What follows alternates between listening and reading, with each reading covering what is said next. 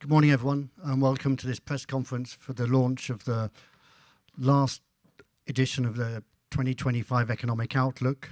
OECD Secretary General Matthias Cormann will present the report's key findings, and then we will have time to take questions from journalists in the room and online. We will have Asa Johansson, who is the OECD Director of Policy and Research, together with Luis de Mello, who is the OECD Director of Country Studies. Thank you, Secretary General. Well, good morning, everyone, and welcome to this launch of the OECD Economic Outlook. Global growth has continued at a resilient pace, driven by the front-loading of trade in anticipation of higher tariffs earlier in the year, by strong II investment, and by supportive macroeconomic policies. However, our outlook highlights key fragilities on the horizon, from elevated trade restrictions to policy uncertainty and concerns about supply chain security, to rising public spending pressures from increased defense requirements and the rising economic and fiscal impacts of population aging, and vulnerabilities associated with high financial asset valuations, such as for II-related investments and cryptocurrencies.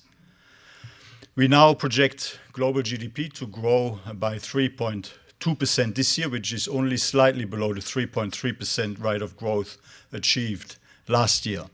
For next year, global growth is expected to moderate slightly to 2.9% as higher tariffs in the United States and China raise business costs, reducing growth in trade and investment. For 2027, we project a small rebound in growth to 3.1% as the peak impact of higher tariffs passes and inflation declines.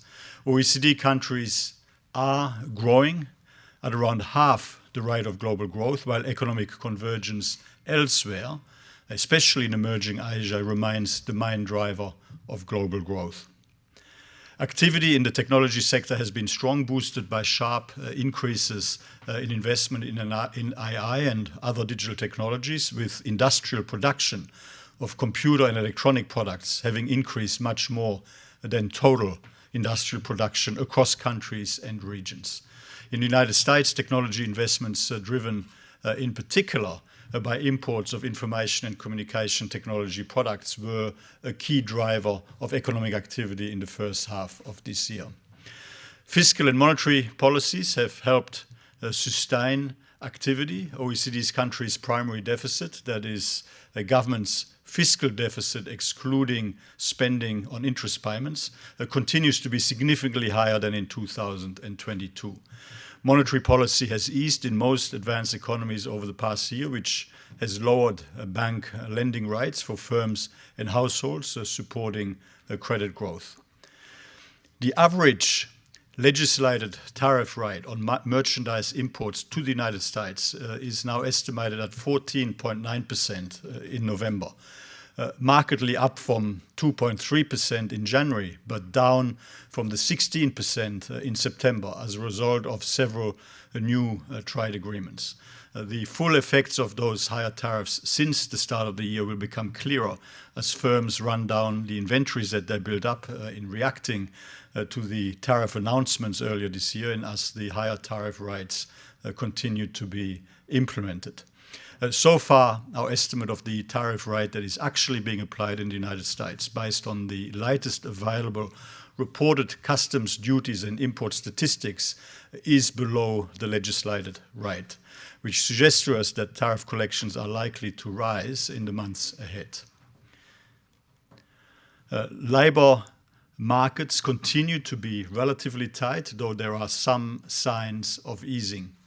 Job vacancies have fallen back to their pre-pandemic levels of 2019. Still, the unemployment rate across the OECD was 4.9% in the second quarter and 5% in September, only slightly up from its record low of 4.8% back in June 2023. Our projections point to a moderation of global GDP growth to 3.2% this year and 2.9% next year, followed by a small rebound to 3.1% in 2027, as I already mentioned. But compared with our economic outlook from June, these projections are up by 0.3 percentage points for this year and unchanged for next year. Highlighting some country-specific developments, in the United States, growth is expected to slow from 2% this year to 1.7% next year as higher tariffs take full effect, while for 2027 we project a small pickup to 1.9%. For Japan's economy, we project robust growth of 1.3% this year and 0.9% in both 26 and 2027, supported by resilient domestic demand.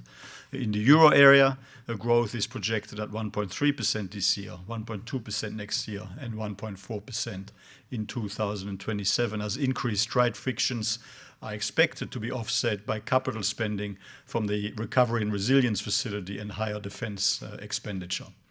China's growth is projected to slow from 5% this year to 4.4% next year and 4.3% in 2027 as a result of the impact of higher tariff rates on exports to the United States, as well as continuing adjustment in the real estate sector and fading fiscal support. Inflation is expected to continue to decline progressively. For the OECD, we project inflation of 4.2% this year, going down to 2.8% in 2027. One exception is the United States, where we expect tariffs to push up inflation from 2.7% this year to 3% next year. By the middle of 2027, inflation is projected to return to the central bank's target in most major economies. This outlook remains fragile with significant risks. The outlook for trade and trade policy is particularly uncertain. Import restrictive measures on goods introduced since the beginning of 2009 are estimated to affect 16.8% of world imports, up from 0.6% in 2009 and 2.8% in 2016. Additional trade barriers would lower growth prospects further and likely push up inflation higher in countries imposing tariffs. But on the upside, of course, measures to lower trade barriers and reverse tariff increases would improve sentiment and support stronger activity. Another key concern relates to the resilience of global supply chains, given the high level of concentration in production of some key inputs, including rare earths and critical minerals. For example, China accounts globally for more than 50% of all rare earth mining and lithium, and more than 90% of all magnet manufacturing and graphite. A sudden disruption in the supply of these key inputs could lead to output drops in sectors such as energy, AI, and information and communication technologies, defense, and automobiles. Higher spending needs arising from defense requirements and population aging are also increasing fiscal risks. NATO countries plan to increase their core military spending to at least 3.5% of GDP by 2035, and population aging is set to increase old age dependency ratios across OECD countries significantly, from 33 adults aged 65 and over for every 100 people of working age today to 52 people 65 and over for every 100 people of working age. So that is more than half of people above age 65 for every 100 by 2050. And the economic, social, and fiscal impacts are significant. This year's OECD employment outlook estimates that the fall in employment due to population aging will reduce the level of per capita GDP in 2060 by about 14%. That is under current policy settings. And in terms of fiscal impacts, our assessment is that the decline in economic growth due to population aging would cause tax revenues in 2060 to be around 14% lower than they otherwise would have been, with simulations based on the OECD long-term model finding that without policy measures, higher spending on pensions and health due to population aging will push net government debt across the OECD from around 75% of GDP today to 230% of GDP by 2060, compared to 150% as a share of GDP without the impact of population aging. Asset valuations, especially of US technology companies, are high, reflecting strong optimism about AI and its potential productivity gains. Since 2020, forward earnings have risen 3 times as fast in the technology sector as in other sectors. If these expectations materialize, economic growth could be higher than in our projections, but in contrast, should the gains from AI be smaller than expected or delayed, a sharp asset repricing could occur. The size of non-bank financial institutions such as insurance corporations, pension funds, hedge funds, and investment funds has risen significantly over these past 2 decades. And some of these institutions, including real estate, investment trusts, and business development companies, are both highly leveraged and less regulated than banks, making them more vulnerable to shocks. The use of cryptocurrencies has also increased quite sharply. For example, the transaction volume of stable coins more than doubled from 2023 to 2024. Stablecoin issuers have become major holders of US Treasury bills. A potential market disruption or turn in investor sentiment for cryptocurrencies may lead to a sell-off of Treasury bills, straining government bond market liquidity. Turning now to policy priorities. Constructive dialogue between countries is central to ensure a lasting resolution to trade tensions. All other things being equal, well-functioning, open global markets mean better living standards and stronger growth. We need to continue to draw on these very real benefits while tackling genuine concerns around unfair trade practices and unlevel playing field, supply chain resilience, in particular on key strategic product lines, and more generally, economic security, which is why our strong advice to all government remains to work harder, work together bilaterally and multilaterally to find the best possible ways to make our international trading arrangements fairer and function better in a way that preserves to the greatest extent possible the economic benefits of open markets and rules-based global trade. Our model simulations highlight the benefits. A broad-based global decline of tariff rates by 1.5 percentage points could boost global GDP by almost 0.3% by the 3rd year, while also lowering annual inflation in the global economy by more than 0.2 percentage points in the first 3 years. Central banks must remain vigilant. Continued rate cuts are appropriate where inflation is firmly at or returning to targets, yet central banks need to be ready to adjust in case of renewed inflationary pressures or unexpected labour market weakness. Most major advanced economies are expected to continue to lower rates or hold rates steady over the next few quarters, with the exception of Japan, where the policy rate is projected to increase from 0.5% to 2% by the end of 2027 as inflation becomes more firmly anchored at the central bank's target. With the importance of non-bank financial institutions rising, private credit, that is lending by non-banks to households and firms, has expanded quite significantly to around 11% of bank corporate loans last year. Financial regulators should ensure effective oversight of non-bank financial institutions through timely data collection and by stress testing to identify exposures and mitigate systemic risks. Fiscal discipline is necessary to tackle high and rising public debt and to maintain and to rebuild fiscal space to react to future shocks as well as fiscal structural pressures, structural spending pressures. Last year, public debt in the OECD stood at 111% of GDP, which was up from 73% back in 2007. And over the same time span, public debt in G20 emerging market economies rose from 54% to 70% of GDP. Costs of servicing public debt are also on the increase. Government interest payments increased as a share of GDP in about 2/3 of OECD countries, reaching 3.3% on average in 2024. Fiscal plans should focus on controlling growth in expenditures, improving spending efficiency, better targeting of social benefits towards those in need, and reallocating spending to areas that better support opportunities and growth. Ambitious structural reforms are essential to unlock stronger prospects for economic growth. Potential GDP per capita growth in the OECD is estimated at 1.4% this year, which is down from around 2.2% in the late 1990s. Job creation has been boosting growth in recent years, while the contributions of productivity growth and especially investment have declined significantly.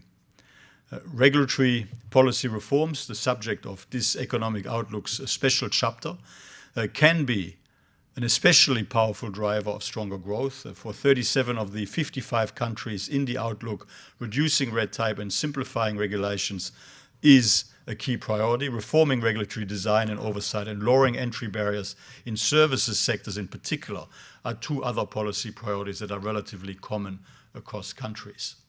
New OECD empirical estimates highlight the significant economic gains from easing regulations.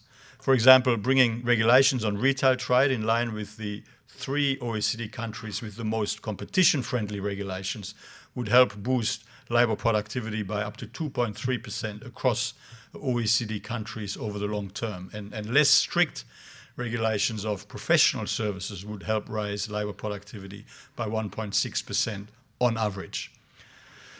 In conclusion, the OECD Economic Outlook that we're presenting to you today projects a relatively mild negative impact of recent trade shocks and elevated uncertainty on the global economy over the next 2 years, though fragilities are significant and growth will remain low by historical standards. In order to lift economic growth and durably strengthen incomes and living standards, countries will need to respond quite decisively and in a cooperative way, tackling underlying risks, maintaining fiscal sustainability and advancing structural reforms. Thank you for the opportunity to present this latest outlook to you, and I now hand over the floor to Asa and Luis to deal with some of the more detailed questions. Thank you, Secretary General. I'd just like to remind journalists following us online they can ask questions using the chat function. I'll ask Asa and Luis to go to the stage. And just to repeat, Asa Johansson is Director of Policy and Research at the OECD Economics Directorate, and Luis de Mello is the Director of Country Studies. Do we have any questions from Angel Calvo from Yes, hello. Can you explain why you are less pessimistic than in September and in June on tariffs, on the effects of tariffs, especially in the US? We have seen the effect of tariffs being less strong than what we estimated in June and in our September outlook, and that comes for a couple of factors. We have seen that firms that are using inventories and stockpiles to offset some of the effects of the tariffs. They are also using the profit margins to buffer some of the price increases. And we also know that there is a time difference between the implementation of a tariff and when it's announced, as well as some of the goods that are in transit are accepted from the tariffs. At the same time, we've also seen that the countries have taken supportive policies. As the Secretary General mentioned, they've been supporting macroeconomic policies. And we've also seen there's been a boom in investment related to AI. So those are factors that are offsetting the effects of tariffs on our projections. Thank you. Thank you. Do we have any more questions in the room for now? We have a question from William Horobin from Bloomberg, who asks, we have 2 questions. Well, since the interim outlook in September, you've revised up US and Euro area growth forecasts. Could you go into more detail on the reasons for this? Yes, the upgrade of the forecasts have to do with how those economies are behaving the type of underlying pressures that we have that have been somehow offset by the dynamism of domestic demand. Take, for example, the case of the US. We know that tariffs, we know that policy uncertainty, all that has depressed economic activity. On the other hand, we see the dynamisms of investment. In the US, investment related to the AI, everything that has to do with CAPEX, with infrastructure developments related to data centers, everything has to do with firms purchasing equipment that will allow them to thrive in this new technological age. All that has lifted economic activity in ways that have somehow offset some of the negative impacts related to policy uncertainty and related to the effect of tariffs on economic activity. So all in all, we see, as Åsa mentioned, some delayed reaction or delayed effects on economic activity and inflation related to tariffs, and on the other hand, a very strong domestic demand related to investment and related also to the technological change that our economies are facing. Thank you, Luis. And a related follow-up question. In addition, why is the global growth forecast unchanged despite these upward revisions? The global forecast is unchanged. It's a bit of a technical explanation. I assume that the question refers to the difference between global growth in this and the interim outlook. And there is an upgrade in the global economic growth, but it's not seen because it's very small. So it's a rounding issue. So the answer to the question is quite technical. I hope that satisfies the answer. Thank you. Okay, thank you, Åsa. We have a question from Paolo Levi from the Italian news agency ANSA. Growth in Italy looks very low. What is your main suggestion to the Italian authorities to improve the situation? Indeed, growth in Italy has been low for a number of years, and we've been documenting the fact that in Italy, like other advanced economies, productivity growth has been much more subdued than I would expect and much more subdued than needed to ensure the type of growth that we want over longer periods of time. We see the Italian economy as having been affected negatively this year in terms of domestic demand, given all the policy uncertainty that we're seeing around the world. We are seeing also that investment has been relatively weak for the same reasons. We find it important for Italy to maintain the path of consolidation of the public finances that is so important for a country that has high levels of debt, such as Italy, but we also see a lot of opportunity for structural reforms that would lift Italy's potential growth rate and then help not only with improving the living standards of the Italian population, but also helping consolidate the public finances as well. Issues that have to do with bringing more people to the labor force. In Italy, we see labor force participations of young workers, of older workers as well, as having a lot of potential to increase. In a population that is aging as fast as Italy, it will be very important to make sure that all the talent that is available is actually used to sustain growth over longer periods of time. Issues that have to do also with investment, investing in infrastructure, in the green transition, are all options that could improve the performance of the Italian economy and then yield higher rates of growth over the medium term.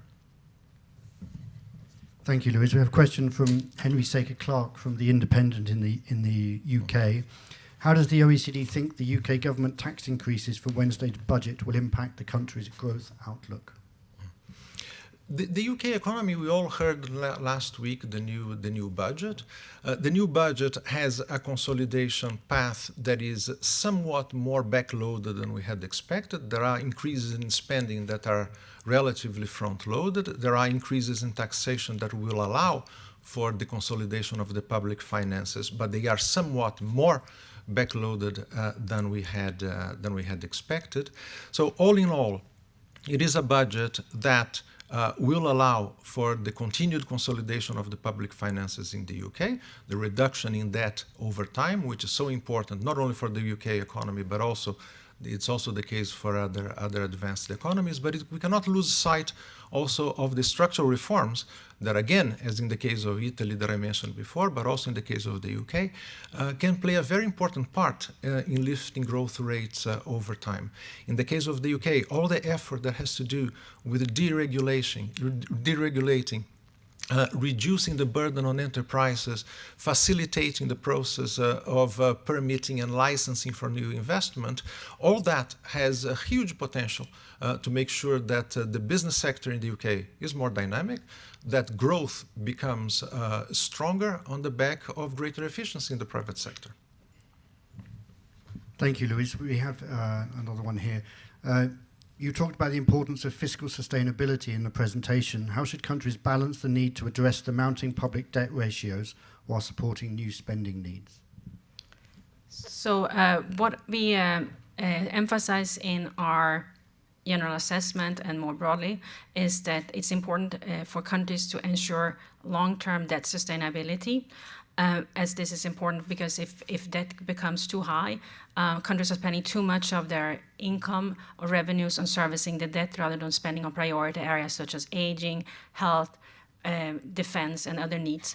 So what we're saying, it's important for countries to work on constraining spending and also prioritize spending to the areas that are greatest in need. And this can be done with help of medium-term fiscal plans, and strong fiscal institutions is important in this area. Another thing that we're saying in some cases is maybe necessary to raise more revenues, and if this is the case, it needs to be done in a what we call in a growth-friendly way, so not to affect incentives of firms to invest or for households to work. So that is an important thing to look at how you raise your revenues. So it is a mix of things that countries can do, and it's going to be depending on the country context. But the main message that we have is it's crucial to put debt on a long-term sustainable path. Thank you. Thank you, Asa. We have a question, I think this is for Luis. Why is the Spanish economy growing so strongly despite having not had a budget approved for 3 years? Spain has had very strong performance over the last few years. So if you look at the numbers for Spain since the pandemic, the energy price shock, the Spanish economy has behaved rather well. The domestic demand has been strong, wages have increased, not only in nominal terms, but also in real terms. That has provided a very important lift for consumption. Investment has been supported by European funds, but also there has been a lot of recent dynamism in many sectors of the Spanish economy. What is important to bear in mind in the case of Spain as well is that a lot of the growth in previous cycles had to do with how more people joined the labor force, how jobs were created, how much employment came on stream as a result of economic growth and this push in aggregate demand. What we are seeing now in Spain that is very important is also an increase in productivity. Since the pandemic and the energy crisis, if you look at the general numbers of aggregate productivity levels in the Spanish economy, that has been fairly robust. And that's an important new element that I think is a result of all the reforms that had been implemented in the past, some other dynamics in the Spanish system, shifts in the demand for Spanish products in foreign markets, so a number of factors that make for a very good near-term outlook for the Spanish economy. What is important is to make sure that action happens on two fronts. One, all the structural reforms that are needed to maintain that impetus in growth, and at the same time to continue to consolidate the public finances. Thank you, Luis. We don't seem to have any more questions online. Do we have any more questions from journalists in the room before we close? No? Okay. Well, in that case, thank you very much, Luis. Thank you. Thank you, Asa. Thank you, Secretary General. We'll close there. Thank you.